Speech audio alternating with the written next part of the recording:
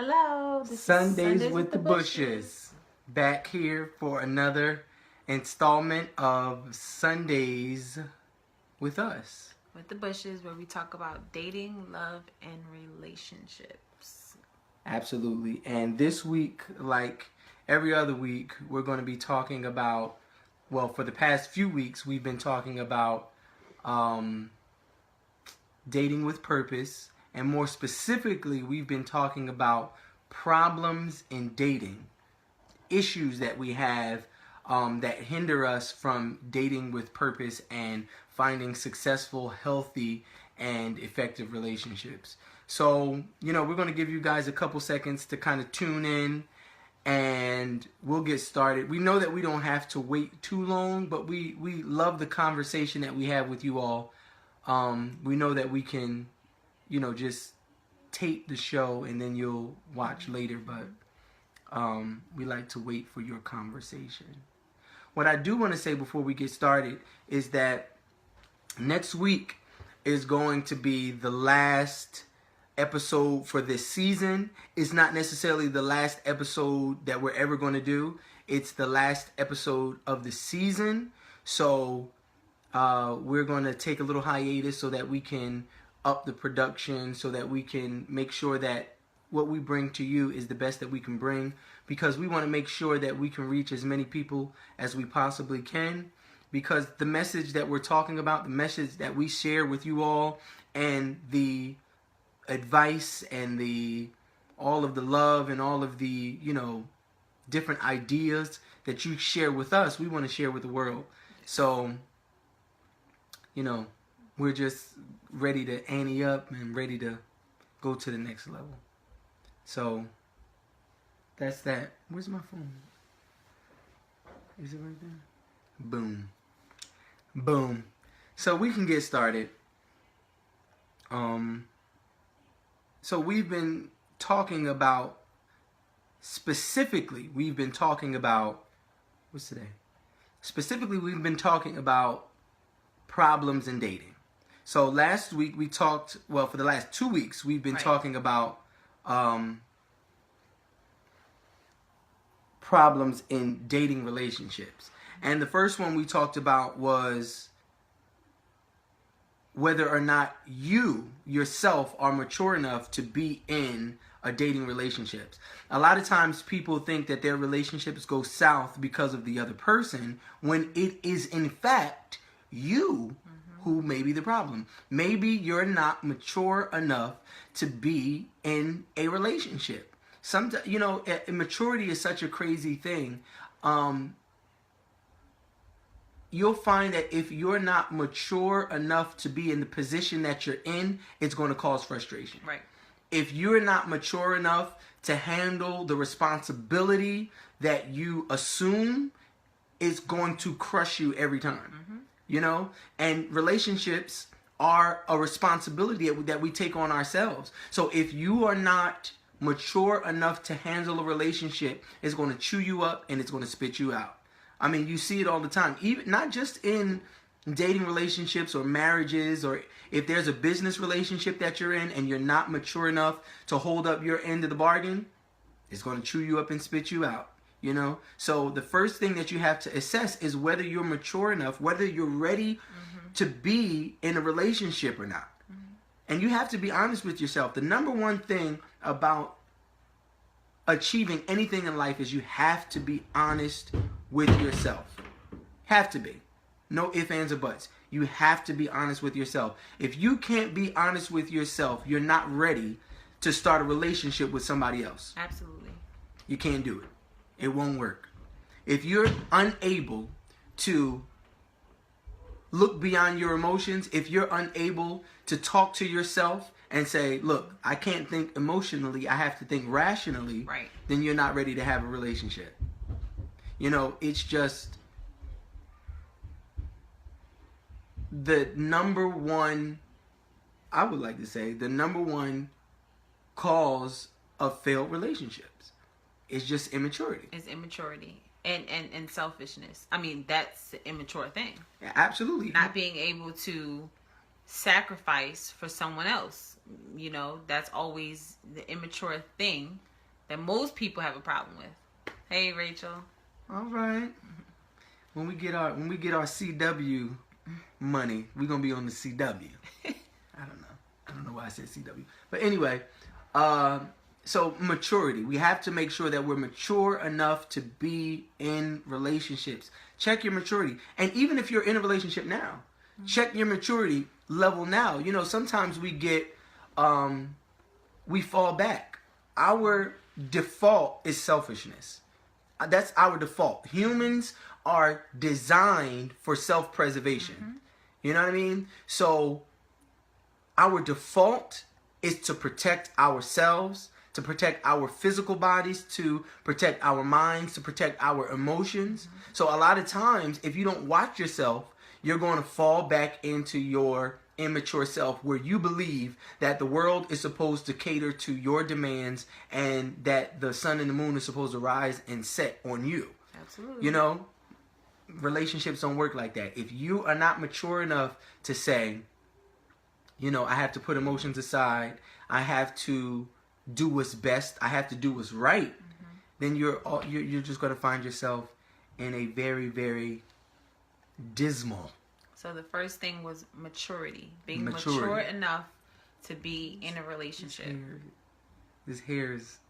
Please don't do that. So annoying. I don't know. Is that immature, me worrying about my hair? These curls is just not acting right. Anyway, when you are mature, when you're immature, you think that your perspective is the right perspective. You think that your perspective is the only perspective. Right. That's the hallmark of an immature person, is when you think that you're right just because you're you. You don't have any degrees. You don't have any experience. You in relationship. In anything though. And you want to walk around and talk about how great you are, but you have no experience. You have no, you know, education, and it's just right because you say it's right. Come on, that's an immature thing, you know. So, and one of the things that you have to do in a relationship, if you're immature, the one thing that you have to do in relationships is agree to disagree. You're not going to agree on everything, so you have to be mature enough to agree to disagree. If you're not mature enough to agree to disagree, then you will always in your relationship be violently disagreeable. Right. And that's just going to lead to frustration. All right? So after we talked about maturity, we talked about identification. I love this. I love this aspect of relationship. It's a big problem in relationships because people fail to identify their relationships. They fail to come to a mutual understanding of what the relationship is and where the relationship is headed. Mm-hmm. People fail on this all the time. They fail, and then they wonder why their relationships don't work. They wonder why, you know, he's not popping the question. They wonder why, you know, he doesn't treat me right, or she doesn't give me the respect I deserve. It's because you haven't defined your relationship. Yep. We can't hold you to expectations if we don't know what those expectations are. And we're supposed to only operate in the parameters set by our relationship. You know? I give it to you like this. A mother and child relationship is going to be different than a brother and sister relationship. Right. Why? Because a mother and child relationship is one of authority and subordinates. Right. You know, you got to do what your mother says to do. She's the authority, you know? But whereas a brother and sister relationship, you are on an even playing field. You know what I mean? So you are not the subordinate of your sibling. You're on an even playing field. So, you know, you can get up in your brother or sister's face like, look, I don't have to do, you don't own me. This is what they say. You don't own me. You can't tell me what to do. You know, it's a different relationship. So when I'm talking to my mother, because our relationship is different, I have to make sure that I approach her with respect, understanding that she's my authority when I'm a child. You know, Paul says it like that. When I was a child, I spake as a child. I understood as a child. I thought as a child. But when I became a man, I put away childish things. You know? And it's so crazy that he interjects that whole soliloquy while he's talking about love. It's crazy. Because to love properly, you have to be mature. But anyway, we're identifying relationships. So you have to know if you are just getting to know somebody. If you are in that we're getting to know each other stage. We're just friends. And you said something, and we actually had this conversation like in the car going somewhere. And we were talking about a situation, and you said love is tried by truth. Oh, yeah. And that has been, you said it the other night, again, and I forgot to say it on last week's show, but I think that was so powerful. Love is tried by truth. Love is tried by, okay, I love him, he loves me, we're doing great, and then something happens that maybe you found out about that person, or they found out about you, or something has changed in their life. Now your relationship is tried by truth. Okay, do you really love this person now? Because if you love with that person, you would be okay with, you know, what you just found out, or what you have to change to make the relationship work. And I think that that's a great thing, because you're going to take that into marriage. Love is tried by truth. Absolutely.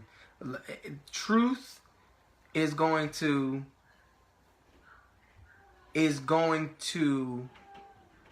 the biggest obstacle in a relationship.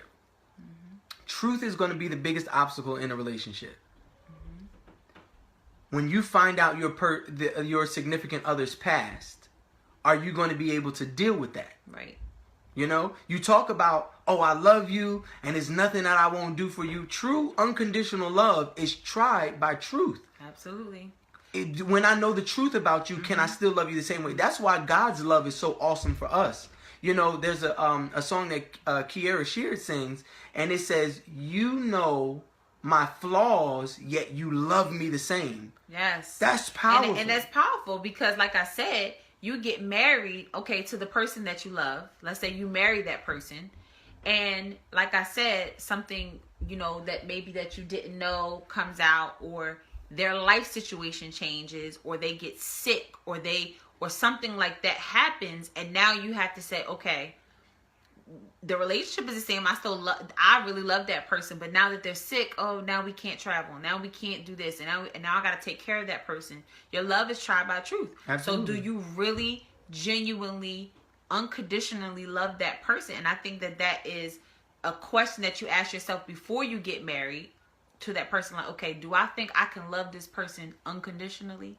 Do I really think if they get sick, or they lose their job, or now we gotta hustle in a different way, can I do that with that person? Absolutely. Because the truth will, a lot of times the truth will break people up. Absolutely. And even the truth about yourself.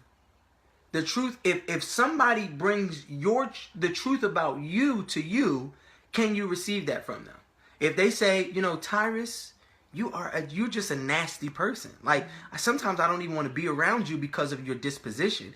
Can you receive that truth and say, you know, I thank God for my partner because she's really helping me be a better person. You know, the Bible says, and when you know the truth, it shall make you free. You know, a lot of people don't see it that way. A lot of people, when they're presented with the truth, they run from it. Rachel, are you talking about because you said if you're a new creature in Christ, is your past still relevant to your now? So are you saying should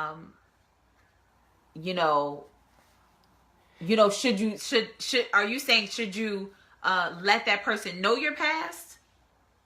Is it relevant to tell them? Is that what you're saying? I just want to make your question a little bit more clear. Yeah, I want to make sure what you're saying, because I do have a response to that if I understand it correctly. But if I'm just going to go ahead and answer it with the understanding that I have now. So okay, that's what she's saying. Okay, so this is what it is. So this is what it is. You are a new creature in Christ. Old things are passed away, and behold, all things become brand new. That's what the scripture says. But what it's talking about is old ways are passed away. And now behold, there are new things working within you to put you on a right path to a new abundant life in Christ. It does not erase the things that happened in your past. The things that happened in your past, we have to learn and begin to embrace, because those things make us who we are. And you don't have to be ashamed of those things. You don't have to be ashamed of anything. But you do have to, like I said in one of the earlier shows, and I talked about the exercise that we used about being open, having an open conversation once we realized we were getting really serious. And I had to tell him some things that I didn't necessarily want to tell him, but that things that had happened way before him.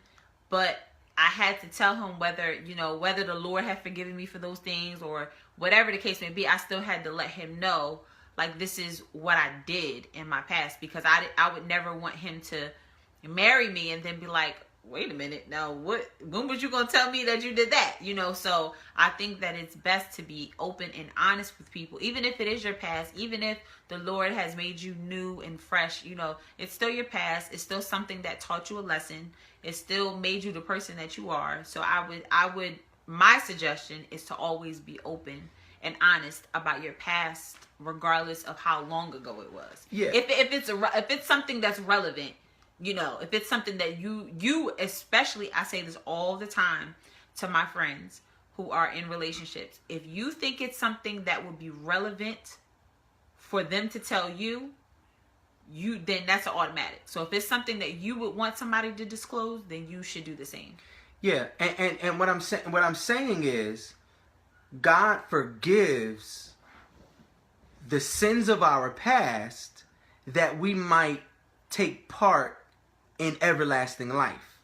But the things that we've done in our past, especially when you come into Christ, the Bible says that He works all of those things together to work for our good, and your past is just a part of who you are and your experience. And when you share your past with people, sometimes they can understand where you come from and they can help you through your struggle. If you have somebody who is committed to you and committed to helping you become the best person that you can be, then they're going to understand your past and help you get through those things. You know what I mean?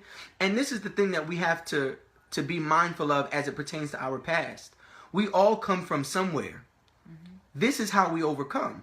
The Bible says that we overcome by the blood of the Lamb and the word of our testimony. So if after we get saved, everything that we used to do is negated completely, then we don't have a testimony.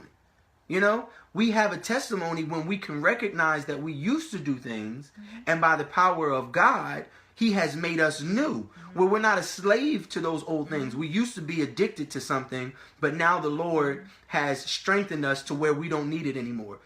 We used to go places that were bad and toxic to us, but now He leads us in a different path of righteousness. You know what I mean? And that goes back to your relationship being tried by truth. Absolutely. Because then now they know who you are and what you've done and where you are going with your life. And if they are really in it for the right purpose and they really are trying to be with you, they'll be able to understand the things that has happened in your past. Yeah. And they'll be able to accept it. There is nothing to be ashamed of in your past. The only things to be ashamed of is the things in your present. So if the things in your past are the things you're presently doing and you're ashamed of those things, then that's something that you got to get right. That may be a problem. You got to get right. And I'm not saying this just to Rachel. I'm saying this to everybody who may be watching.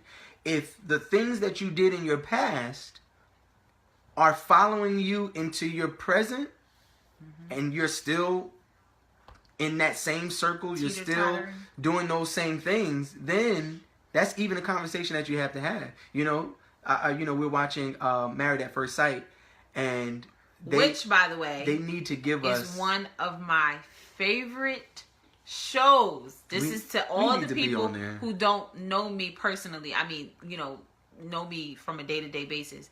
That is like, I do not watch any reality shows. Not one. But I do watch Married at First Sight because I think it's a great experiment. Now, I'm not telling anybody to subscribe to it. I'm just saying, I think I love to see how some of the couples don't know each other from a can of paint. Some of them are not even attracted to one another at first, and then they fall in love. I just love it. I think it's great. And I think that if I was single by a certain age, I might try it. She might do it. Absolutely. Lord have mercy. But anyway, so the reason I brought it up is because there's a couple, and the guy. Oh, we're back. The guy smokes occasionally. What are you doing? Huh? I just had my hand over my mouth. The guy smokes occasionally, and the girl that he's with, she just doesn't like him smoking, and he's like, "This is not who I am. This is who I am on vacation." You know what I mean? How y'all do on vacation? Y'all live one way on vacation. You turn up on vacation. Saints ain't saints on vacation.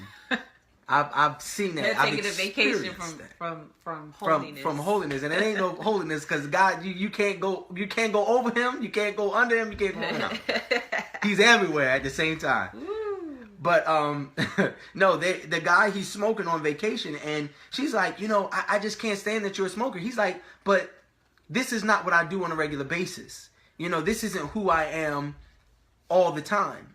And I brought it up to say that you have to know who you are. You have to know what habits you're dealing with and what things you're done dealing with. I think a lot of people are ashamed of their past because every once in a while it shows up in their present. They get tempted. Yeah. And Patrice just said something that, her name is Patricia. No, her name is Caprice. Something like that. Caprice. Larice. It's important to know the past because it may affect your marriage years later. So if you know that, I don't know, somebody was married before. Mm-hmm. That's something that you would want to know because that may affect your future. You may have to deal with the former wife. You may have to have any kind of dealings. Hold on. There we go. You may have to deal with Pat Rice, exactly. With the thing. Hold on, let me But yeah, like I was saying, it's hard for someone to be able to accept something after the fact. I know for me, I'm that type of person. If I always, and my husband knows this about me, I always ask people to be upfront with me. Mm-hmm. I really don't like investigating situations. I don't want to have to ask around. I don't want to find out on the back end. I like people to be very front and forward with me. And that way I'm able to deal with the situation. But if I find out something years later, because some people think oh yeah, because if I marry him and I don't tell him X, Y, and Z, we'll already be married. So I don't need to, what he want to do? Leave me? Some people do. Oh yeah. I know people. I have friends right now who have gotten divorced before 6 months was up because they were just oh no, I'm not getting ready to deal with that. So, and it's just good to be open and honest and. And it's actually bleeding into what we were going to talk about today as far as communication, but we were talking about identifying your relationship. And I just want to go back to that real quick because I think the biggest problem, and communication and identifying a relationship go hand in hand. I think the biggest problem that we have in relationships, and the more people we talk to, the more people, we don't do counseling, but people come to us a lot to kind of diffuse situations, let's put it like that. But the more like we're the best at that. Yeah, and you know, we don't have that. It's always better from outside looking in. Because we definitely had an argument about plants the other day, but it's fine. Plants. We didn't talk about that. Maybe you had an argument about plants by yourself. Did we have an argument about plants? Yes, but go ahead. I don't even know.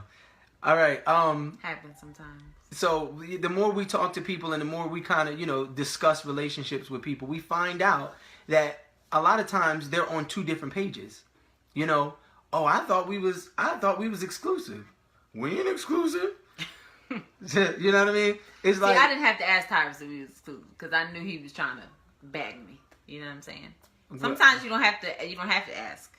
No. Because sometimes you don't have to ask, but the wise thing to do is ask and to say, look. Most women. What are we? Most women should definitely ask because women more than men jump the gun. Yeah, like exactly. Dude will take you out for 3 consecutive dates, and all of a sudden, yeah, child, we dating. That's Bae. Brother is just me and Bae at Red Lobster, Snapchat. That is not Bae. Come on, son. If every time you try to take a selfie, he looking somewhere else, that's not Bae. Come on now. Don't be fooled. Don't be fooled. And I hate. I can say that without any contradiction, that the words like side chick and like I really don't be fooled if a guy is already up front with you or a female is already up front with you. Don't keep trying to make it work. If they said like, listen, I'm only looking to kind of like go on like little social dates. I'm not really looking to do much more. Don't keep trying to date that brother or that sister to get them in the mood. Like if they wanna be in the mood to where they're ready to be serious, they will be. Jamal Bryant tweeted something a little while ago, and I just loved it. But it was basically saying like, don't let the same person keep playing you in a different way. Why do that to yourself? But this is my thing. A lot of times people play themselves because they will not. Listen, you play me, you play yourself. No, but I'm just saying, it's like people will create a relationship and out of thin air. You know what I mean? And my thing is, if somebody's telling you vocally, if they're audibly telling you, look, don't try to read between the lines. See, girl, he really liked me because yesterday we had went out, see, and he let me ride up front. Like, no, maybe the brother was trying to be nice, you know what I mean? When he had rolled past me and I was at the bus stop and he picked me up because he liked me. No, if he say he ain't like you, you got to take him at his word. You can't. Please stop trying to be detectives. Stop trying to find Carmen Sandiego. And someone may like you in the beginning, and they may realize that they're not interested. I mean, that you have to understand that it's not always a personal thing because someone takes you out on a few dates or whatever. You go on a few dates, and then you don't hear from, and then you don't hear from them again. The reason why I'm laughing is because a lot of times my friends they take it so personal when they go out with a guy and they don't hear from them again. Yeah. I mean, I get it. I understand why you're upset. But at the same time, it was just a date. It was just, they didn't make a life commitment to, one of my friends, she was just going off because she went out with this guy, right? I'm not going to say her name, so she'll be fine with me telling this. But she went out with this guy like 2 or 3 times. And then she didn't hear from him. But what happened was he had to go like overseas or something for his job. But she felt like he should have told her, that he went overseas. But I'm trying to explain to her, like, okay, dude took you out on a couple days. That was nice. But he didn't have to call you and be like, I just want you to know I'm going to be overseas for 2 weeks. So y'all not in a relationship. Yeah. So that's why we're saying it has to be mutual. It definitely has to be mutual. And I think that you should, Miss Monique is saying that intentions need to be clear from the beginning. Absolutely. Look, y'all need to stop playing all of these games. Look, Steve Harvey wrote a book, Think Like a Man, Act Like a Lady, whatever. Ain't no time for games, all right? I love Steve Harvey, great book. Read it if you want to read it. He ain't give me no money, so I'm not endorsing nothing. But I tell you one thing, you got to be upfront with people. You got to let them know. I'm not saying give anybody ultimatums. I'm saying just be upfront. If he doesn't call you, pick up the phone and say, hey, how you doing? I just wanted to see, is everything all right? And so many people are concerned about looking a certain way. So let me ask you a question, as from a guy perspective, because I know this for a fact. After we go off live, we get all these people who view our videos. Some people will email us, but what I saw on our Facebook page, it'll show you the demographic, and it's women between the ages of 28 and 48. That's our biggest demographic. So that's why I'm asking the questions for the women, because I didn't even know you could do that. Yeah, so that's who's watching. How y'all doing, ladies? So off. But so I just want to ask you from a male perspective, let me just not say take a woman, because I know there's crazy people out there who think they're in a relationship with my husband. So you're not in a relationship with me. So first of all, let me know if you find somebody. If you find somebody who think they're in a relationship with me and they're not named Shaone Bush the third, then you just tell them to beat it. All right. No, but I'm just saying, let me make it clear. I was gonna say if you take a woman out, but I think I should keep it clear. Keep it clear. If you take me out, we're not married, and you take me out, and I say to you, like, listen, because how when you're on a date, you kind of talk and you say, so, what do you do? Where you from? Blah, blah, blah. What are your goals? And what if I say to you, it could be the first date or within a couple dates, how do my outlook on relationships? And I'm like, I'm looking for someone, to date, but I'm looking for something serious, but I don't want to rush into anything, but I am looking to settle down in the future. Do you think most men are turned off by that? If a woman lets you know, like, okay, I'm dating with a purpose.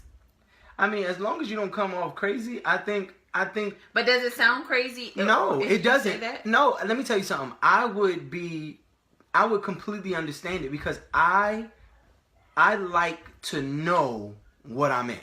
You know what I mean? I like to know where I am and what I'm getting into. So if we're getting to know each other and you know that you want to date with purpose, I think you are well within the realm of sanity and good sense to say, I just wanted to let you know, what are your thoughts on marriage, or what are your thoughts on dating?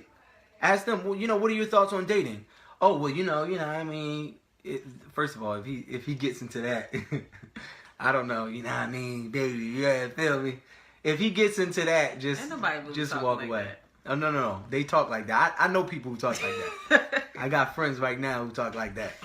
Anyway, but if they get into this mode where they're like, I just, I'm single, I like to mingle, I'm trying to test the waters and stuff like that. That's not the kind of conversation that you want to have.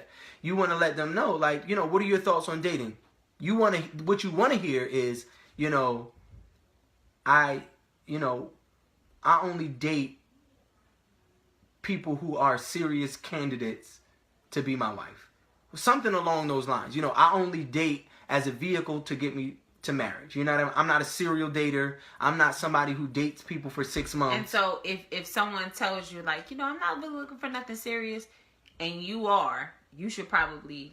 Yeah, you should probably walk... I mean, if you're not looking for something serious, like we said, somebody who is dateable shares your morals, values, and aspirations. If they're not looking to settle down, you guys don't have the same aspirations. You don't aspire to the same thing. So if they want to just mess around and do the hooligan thing, then, just find that there is somebody out there for you. So, I wouldn't sweat it. And girls and guys alike. People are so afraid of looking like they're desperate. You don't have to be desperate. I mean, just asking somebody, what are your thoughts on marriage is not desperation to me. You know, I respect a woman who is purposeful in the moves that she makes, you know? And the problem is a lot of guys are intimidated by that type of woman because they don't have their stuff together. They don't know what they're doing, you know? So, I mean... Well, that's good. That's good. I don't know. But anyway, let's go back to... So we were talking pretty much about communication. Talking about identifying the relationship. Talking about communication. I believe that one of the most difficult things to do in a relationship is communicate. Mm-hmm. You know, and it just goes back to the last point that I just made. A lot of people are so tied up with how they look. Like, oh my goodness. I deal with so many people, and Shaone can tell you, when we talk to people about relationships, the thing that we hear a lot is, you know, and I'm out there looking like the dumb one. I'm like, yo, it's not about that. It's not about anybody looking dumb. It's about, if you feel a certain type of way, you should be able to communicate that to your partner. You should be able to let them know how you feel about something without them getting defensive and trying to attack you because of the way you feel. Right. You know what I mean? You should be able to converse with your partner and let them know how you feel, and they respect it. And then when they let you know how they feel, you can respect it as well. Mm-hmm. You know, that's the problem with communication. We think we're right. And if we do something wrong and somebody calls us out on it, you know, it's, what I look like, letting her talk to me like that. Come on. If you're wrong, you're wrong. It just is what it is. And 9 times out of 10, it's not about any one person being wrong. It's, in every situation, there are only degrees of wrong. There's nobody right or wrong. There are only degrees of wrong, because there's always room for improvement. So, you know, if you are the one who made the bad decision, own it, you know, and say, you know, I'm sorry. I was just emotional at that time. You know, forgive me, and move on from it. You know, communication in theory is not hard, but it's the pride. Pride is always going to make it difficult to communicate. And a lot of times people don't want to bear their true feelings. People don't want to let you know how they really feel because they don't want to look desperate. Mm-hmm. They don't want to look vulnerable. Everybody thinks that they need to be, you know, I'm a strong, independent black woman, and I ain't gonna let no man bring me. He ain't gonna never see me cry. It's just like, come on, and you gonna be. It ain't gonna be no tears, but you're gonna be lonely. You know what I mean? It's just like you gotta get over, you know, really gotta get over yourself and just learn how to be honest and open. I see it so many times, not just in marital relationships, but in people that I do business with.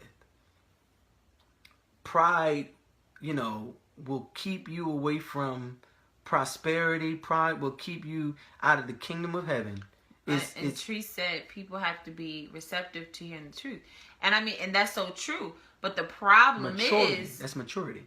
Right. And I was getting ready to say, maturity is being receptive both ways. And that's usually the problem, because I know in my relationship, I will say, I have no problem telling him about himself. I'm like, look, dude, this is what it is. You know, it's how I'm feeling. This is how it was. Boom. But then when he gives it to me, I'm kind of like, well, don't come to me, you know, like, wait a minute, today's not the day, you know how women do, our little attitude and all that, and then I'm kind of pissed off and all that. But it's because it's easier to tell the truth about someone else than it is for the person to receive truth about themselves. And that's really what the problem is, and that's all about maturity. Absolutely. And my thing is, you should That was good. I need to put that in the book. Write it down. That's gotta go in the book. But my thing is, don't y'all steal my thing. You need to be honest with yourself. You can't. Let me tell you something. Whatever she brings to me, I should already know about it. Oh, okay. In advance. Now, first of all, see you going left. I'm saying sometimes I already know. You know what I mean? And when she brings, and it's 9 times out of 10, you already know when you did something to offend somebody. And when they bring it up to you, what? Come on, son. Come on. It's like, no, you knew that you were wrong, and the guilt is really what brings you to getting defensive, because you knew you were wrong, but your pride won't let you. And when you say that, that's a good point. The reason why that's such a great point is because you when you get to know a person, you know that that's what's going to happen. You know that person's going to get on the defensive. You know that person is not going to want to hear the truth. And you know you're not going to want to hear the truth. And that's why it's hard to communicate that way. But you still know, okay, I know him and he knows me. He knows what pushes my butt. And sometimes it's just the difference of coming to each other the right way that could really change, make the change. But it's hard to accept the truth. It's absolutely all about your delivery. My thing is, when you approach somebody with whatever you have to approach them with, like we date strategically, you need to communicate strategically. You know what I mean? If you have something that you want to say to somebody, you need to get beyond your emotions and figure out how you can rationally communicate what happened with the person that you're involved with. So, the Bible says, be angry, but sin not. So if I'm angry about what she did, I'm not justified in coming to her like, you know what? This is what your problem is. No, because I can achieve the same, conveying the same message in a different way by me coming to her and say, sitting her down and saying, okay, babe, can I just ask you, you know what I mean? Can I ask you, you want some, bring her some food or whatever, a little chocolate bar. He's trying to call me fat. She likes Snickers. Give her the little baby Snickers. You definitely gave me a little baby Snickers yesterday. What you trying to say? I don't know. I just know you like Snickers. So if I give you a little Snickers and I say, babe, yesterday, was everything all right yesterday? Like, and this was what's crazy. And I just got to preach. I'm sorry. Let me tell you something. We brought this up earlier. In 1 Corinthians 13, Paul says, when I was a child, I spake as a child, I understood as a child, I thought as a child, but when I became a man, I put away childish things.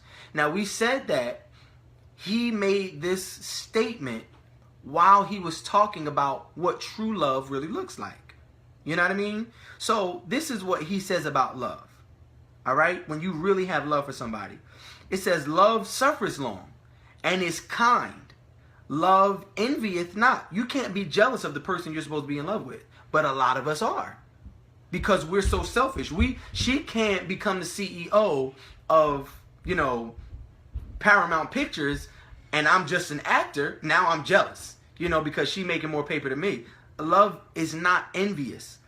Love vaunteth not itself. It is not puffed up. You can't be arrogant in love. You know what I mean? You can't say that you love somebody and you're just arrogant. Like they can do everything they do is wrong and everything you do is right. That's not what love is. Doth not behave itself unseemly, does not seek her own, is not easily provoked. And this is what I wanted to get to. Thinketh no evil. A lot of times when you love somebody, you have to approach them understanding that they have love for you like you have love for them. So when you come to them and they do something that offends you, you have to come to them with the understanding and the expectation that they did it unintentionally. A lot of times we attack people who, offend us because we make it about them trying to hurt us. When you're in a relationship, you guys are partners on the same team. So if she comes at me the wrong way, my first response should be when I come to her and try to talk the situation out. I say, was everything okay yesterday? Oh yeah, everything was okay yesterday. Because when you said X, Y, and Z, you really came off, snippy. And when you come to somebody in that way, a lot of times you'll have a conversation instead of an argument, because they'll say, oh no, I didn't mean it that way. When you had asked me what you asked me and I snapped at you, I had just did X, Y, and Z, and you don't want to think evil. But the problem with us is we are so ready to accuse somebody of attacking us when they're not trying to attack us. They're a person, even though, even, especially after you get married, you're one, but they're a person that goes through life experiences, that go through ups and downs, that things happen to them on a regular basis, and not everything is about you. So if they're acting a little snippy, if they don't roll out the red carpet when you come home, if they don't do everything that you want them to do, dot every I and cross every T, it's not because they don't love you or they're trying to hurt you or they don't care about you. 9 times out of 10, it's because they're human. And life situations. We all go through life situations. Exactly. And we have to be understanding. I'm glad you said that. And you were getting ready to say we have to be understanding. But I told this to a friend of mine recently. I was saying how when Tyrus and I was dating, I went through the worst time in my life. Something that was devastating. I mean, I don't think I've gone through anything like this since this year. 2006 was the roughest year of my life. Is when my mother passed away. And I was telling one of my friends how, I know that was a season for me where I was probably all over the place. Like, emotionally, I probably was unstable. I was probably snippy and snappy and everything, and just emotionally distraught all the time. And I thought it was, and that brings back to that love is tried by truth, because he could have said, you know what, listen, if it's gonna be like this and I'm gonna have to be picking up all these pieces, I ain't with this. This ain't my wife. Listen, I'm going. But he realized, like, you know what, she's going through things. So he knew it was going to be tough for me. He knew that some days I was going to be up and down. He knew I was going through a lot. But because he loved me, truly loved me, he was able to help me through the roughest time of my life.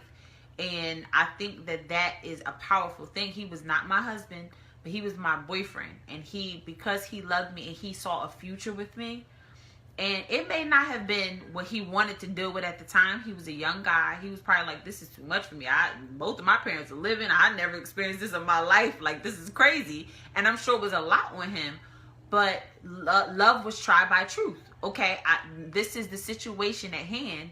Am I going to run from it? Or do I want this? Am I going to see this person through? Because now I never know when it's my turn. I never know if I'm going to get sick. I don't know if I'm going to go through this or that or lose my job or whatever. And then now that person has to be there for me. So I think that's a great point. But and I like to share that with people because it's powerful. Because and the thing about it is, in the back of your mind, you have to realize that people go through things. And if I was a selfish person, I would say, she acting like that, like, forget her. And everybody puts themselves, in other people's shoes, but they do it from a selfish perspective. Right. Absolutely. If you're going to put yourself in somebody else's shoes, you really got to put yourself and say, okay, how do I feel about this? If this was me. What does her world look like right now? How is she feeling and what's going on? And that's why when it comes to communication, we have to say things in love. If you cannot operate in love, and you're operating in selfishness and ego, you're going to miss the mark every time. I like what Trish just said. She said that she read something that said 99% of arguments stem from how they deliver it and not the situation. Because, Trish, communication is not limited to what you say. 80% of your communication is nonverbal. It is about the tone that you use, your physical, what you're, I can't say, I love you. You're not going to get the same as, I love you. You know what I mean? That's everything has to be. And that takes small things from here to here. Exactly. How they're presented. Oh yeah. You know, it that's why. stupid. That's why people really can't say sorry. People be like, I know how to apologize. Sorry. So if you think that that's what sorry looks like, then you got another thing coming to you. Well, I said I apologize. Then why are you on the defensive? Right. You know what I mean? Exactly. It's just like we really need to get to the point where we think no evil of each other. You know, and I know we're getting into marriage, but as you're dating, this is what you have to condition yourself to do. Yes. You know what I mean? A lot of the problems that you have in dating, if they're not addressed, they're going to follow you into marriage, and you're going to be married for 30 years and look back and like, yo, I hate my wife. You know, I hate my husband. Right. Because, you know, the Bible talks about, you know, small things in your heart, they make a root of bitterness. Mm-hmm. You know what I mean? They become a root, you know? And it's one thing for you to use the weed whacker, but if you don't pull that weed out of the ground, it's going to keep coming back. It's going to keep coming back. Oh, I'm sorry I hurt or offended you. I'm sorry you were hurt by it. No humility. Exactly. People, they love this one. You're right, Rachel. Where they say, you know, I'm sorry if I did anything. I'm just sorry. No. You know what you did. The fact of the matter is, I probably told you what you did. You know, and I don't like buts after I'm sorry. It's I mean, but. You should never say I'm sorry, but, or I know you was offended, but no.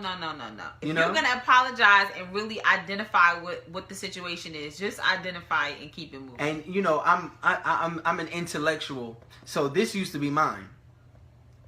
I'm sorry for how I said it, but I'm not sorry for what I said. Mm-hmm. And that in and of it, that's wrong too. You know what I mean? Because you're not apologizing for everything. You're not taking ownership of everything that you did to contribute to that altercation. You know what I mean? I'm sorry for how I said it, but I ain't sorry for what I said. No. If I didn't say it the right way, then I said it wrong. If you weren't able to receive it in love, I was wrong. Absolutely. You know what I mean? You take the opportunity from someone to receive something in love, and now you got the whole situation going haywire. You're responsible for that. Exactly. It says in verse 7 of 1 Corinthians 13, it says, love bears all things, believes all things, hopes all things, and endureth all things. This is the one I like. That's love. It says believes all things and hopes all things. Yo, it's crazy because we are so predisposed to thinking that people are lying that we can't accept what they said. When someone is telling the truth. If somebody's like, yo, that was not my intent. Oh, you knew exactly what you was doing. No. I'm being honest with you. That was not my intention. Woo. I'm so sorry. You know, forgive me. Because I can't get over that. Because I knew that deep down you meant no. Woman knows. Yeah, exactly. I got my woman's intermission, and it's intermission. Just a bunch of goofy stuff. Not intermission. You know, but love has to believe all things. You have to have enough faith and trust in the one that you chose, and you have to be so equally balanced in your morals, values, and aspirations that just like you would tell them the truth, they would tell you the truth. Mm-hmm. You gotta believe that they're being honest with you. Now, if you find out they're lying, then that's a different situation. But you can't go around, you know, every time they're trying to be honest with you and 100 with you, because I just don't know if we can come back from that because you saying that you did that, but I don't believe that, you know, and I gotta be honest that sometimes in the past I've been like that, you know. Shaone would tell me that's not what it was and this is that, and I'm like, yo, I just can't, and you just believe that they're lying to you, but you have to believe all things, and it says, and love hopes all things. Hopes. You have high hopes for your relationship. You hope and you pray. And not just pray, but you actively work towards creating a healthy and successful relationship. You know what I mean? You don't go in there, see, I knew I knew he was gonna mess up. Oh, I was just waiting. All men are dogs. Right. I was just waiting for you to show me your collar. Because nothing's perfect. Nobody's perfect. I knew no one was perfect. And that's my thing. You when you don't have hope, there's no reason to even get into a relationship. You know. And it's just is such a beautiful thing when you really for all of you who haven't read it, read 1 Corinthians 13. Read the whole chapter. And read it seriously. And if you have different versions of the Bible, I would prefer that you would read it in the NIV, just because it speaks our language and you can really get what it says. But, you know, love is such a big thing, and it's the foundation upon we build lasting relationships. You know, you don't love somebody when you're getting to know them. You make a choice to love them when you're dating, but that foundation of love, all of these things are choices. That's why falling in love is a lie. Falling in love is a myth. You fall into infatuation, you fall into or you're drawn away by your emotions. But love is a choice. Love is a choice. You cannot help who you are physically attracted to, because everybody has their own preference. You can't help that. But you can help who you love, because your love will be expressed by the things that you do. And you can't say that you love somebody. So you can't help. You know, I can't help what I think is ugly. No, you can't help what you think is ugly. You know, my mind. It's just like tasting a food. You know, I'll taste it and I'll be like, oh, I don't really like it. And he'll taste it and be like, this is good. I don't like no guacamole. Anybody who knows me knows I eat avocado on a weekly basis. I don't like no guacamole. Okay? I love avocado. Get it out of here. Great. It is great food. But he doesn't like it. So it's just and I can't help it. You can't make me like it. So you can't make me like it. But this is the thing. If I'm committed to a healthy lifestyle, Jesus, I'll do those things that I don't even like. Y'all miss that. If you're committed to I love avocado. If you are committed to a healthy lifestyle, you will eat things that you don't even like. So if you choose to love somebody, you'll love them even if they're doing things that you don't like. That's just what it is, because love is a choice. Love is not if love was involuntary, there would be no reason to write this thing about, you know, what love looks like and what we should do. All right. JD caught it. All right, mother. Y'all got to catch it, because, you know, it's a blessing. You know, it goes on to say, for now we see through a glass darkly. Basically saying, you know, we don't know everything.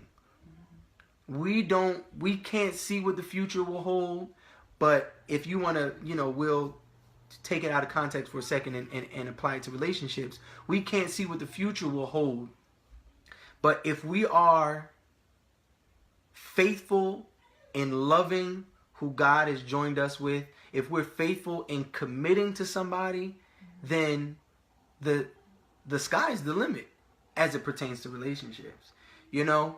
And you got to understand that there is favor that comes with relationships. We talk about it all the time. Matter of fact, Pastor Sori said something this morning that was hilarious, but it's biblical. He was like, you know, all of these birthday messages that I got, you know, I got over 1,000 something cards and well wishes, and I realized that I only got them because my wife was in the birthday picture.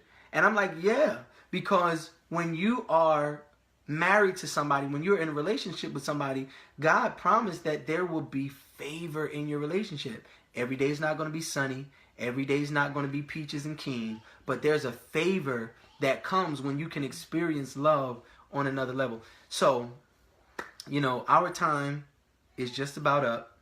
And you know, I just kind of want to wrap it up by reminding you to read 1 Corinthians 13, the whole chapter. See what the Bible is saying about love, and it's applicable. You know,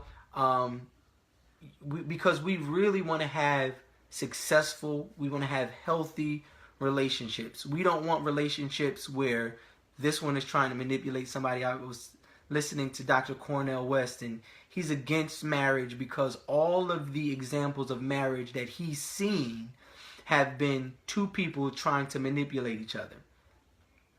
And that's the perspective that the world has on marriage and relationships. But it doesn't need to be that way. You know what I mean? We need to stand up and say, look, even in those times where I mess up and I fall into selfishness, I introspectively look at my life and say, I need to do better. You know? So this is where we are. All right? So what I want to do before we log off is remind you that we are one episode away from the end of this season. We've been talking about dating all season, and we're going to kind of conclude with, you know, an overview of all of the things that we've been talking about since July, since the first Sunday in July. So we're just going to go over it, and we're going to, you know, have a conversation. Please, we want all of you to be live with us next week. If you can, be live with us next week at 7 p.m. Because I just want to get all types of feedback. I want to end this season on a high note.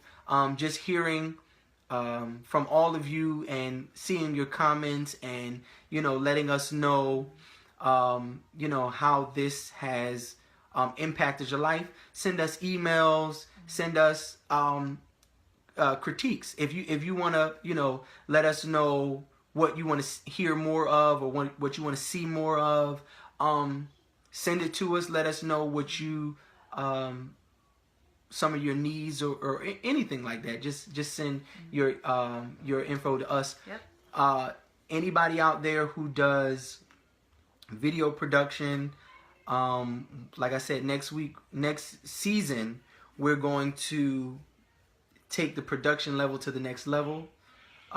So we just want to see if we can partner with some people who are skilled in that area. We have people that we are working with, but, you know, this is a community. So I want to get as many people involved as we possibly can so that we can consistently bring to you guys a great product, so that it can be beneficial. You know what I mean? We don't want to be bootleg forever. You feel me? So continue to share, continue to like. Use the hashtag. If y'all got family at the CW, send them to Facebook Live. Send them to our Facebook page. And don't forget, if you've never watched Married at First Sight, please go watch it. Stop endorsing this I show. love it. I love it. They ain't giving me no money. I think it's don't watch it. I think it's. Tell them you'll watch it if they put us on there. Anywho. I like to hear the perspective from people who are in the dating world about the show. I mean, because I get a kick out of the show from week to week, and I just wanted to see what you guys thought. Also, when we come back, I'm going to be talking about a singles event that I'm going to be having. Single and ready to mingle. Single and ready to mingle. So that'll be... I will be talking about that in September and giving out information for that. With that being said, thank you to everyone who joined us today. Everyone's dropping off, and I'm sure people are going to be hitting us up later talking about they hear us live and we're not live anymore. Exactly. But we can hear you. But thanks for joining us. Peace out. Bye. Peace.